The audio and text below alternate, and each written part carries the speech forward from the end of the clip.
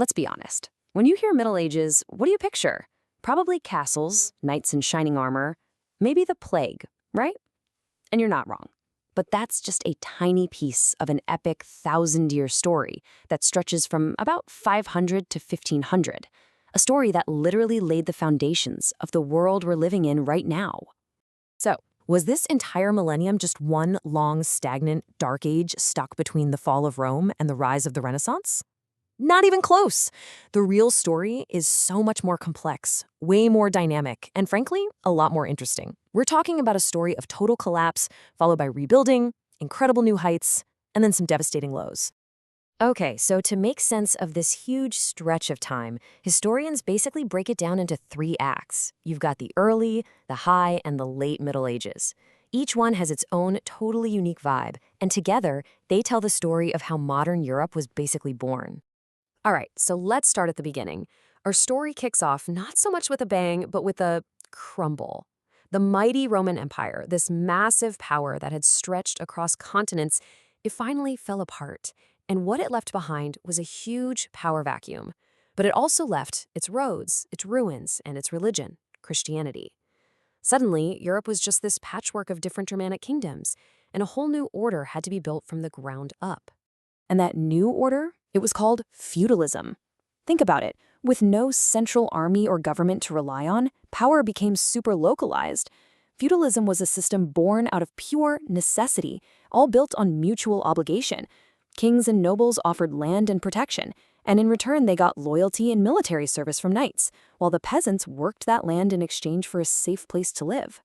This whole system was structured like a really rigid pyramid. At the very top, you have the king, who theoretically owned all the land. He'd grant these huge estates to powerful nobles. Those nobles would then turn around and give smaller parcels to knights in exchange for their military muscle. And way down at the bottom were the peasants, or serfs, whose hard labor basically fed everyone else.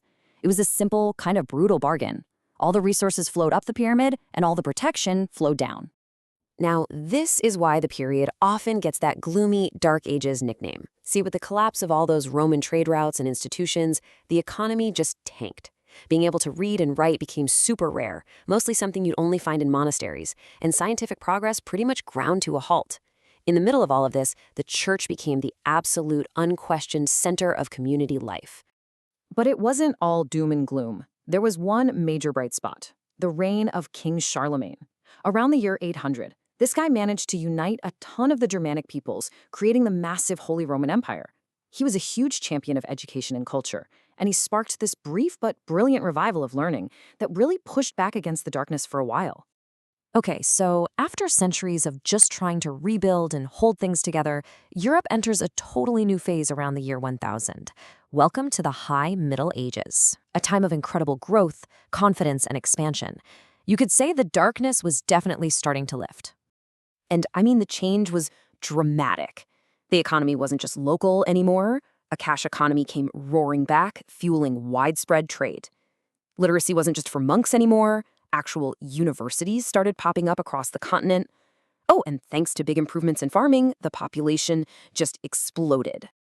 And you can literally see the confidence of this era built in stone and mortar. This is the period when the great cathedrals of Europe were constructed.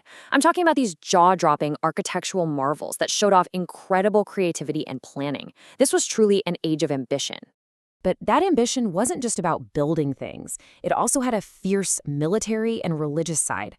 In 1095, the Pope called on all Christians to go and reclaim the Holy Lands from Muslim rule. This kicked off the Crusades, nearly 200 years of really brutal conflict that showed Europe's growing power, its intense religious fervor, and its new willingness to project that power way beyond its own borders. But here's the thing. Just as Europe reached this incredible peak, it was about to fall right off a cliff. Around the year 1300, all that progress and growth of the High Middle Ages came to a sudden, catastrophic end. The Late Middle Ages. Really, you can just think of this period as a century of crisis. The good times were officially over. They were replaced by this devastating cocktail of famine, widespread disease, and what felt like never-ending war. And the scale of the disaster, it's almost impossible for us to wrap our heads around. The bubonic plague, the infamous Black Death, just ripped across the continent. It killed tens of millions of people. Some estimates say it wiped out up to half of Europe's entire population. I mean, can you imagine? This pandemic completely turned society on its head, leading to massive unrest and chaos. And hey, as if a plague that kills half the continent wasn't enough, Europe was also tearing itself apart with war. The Hundred Years' War between England and France was this brutal, exhausting conflict that became a grim symbol of the era's violence and instability. But here's the crazy paradox in all this. This period of intense, nonstop crisis didn't actually lead to a total collapse. Instead, all the chaos and upheaval of the late Middle Ages, it actually cleared the way for something totally new to be born. See, that old feudal order was shattered, and new ideas and technologies were starting to take root. The 1400s kick off what we call the Age of Discovery. You've got European explorers like Christopher Columbus who start pushing the boundaries of the known world, and in doing so, they change the global map forever. And all of this leads to the grand finale, the Renaissance. It's a literal rebirth. Suddenly, there's this renewed fascination with the art, the science, and the philosophy of ancient Greece and Rome.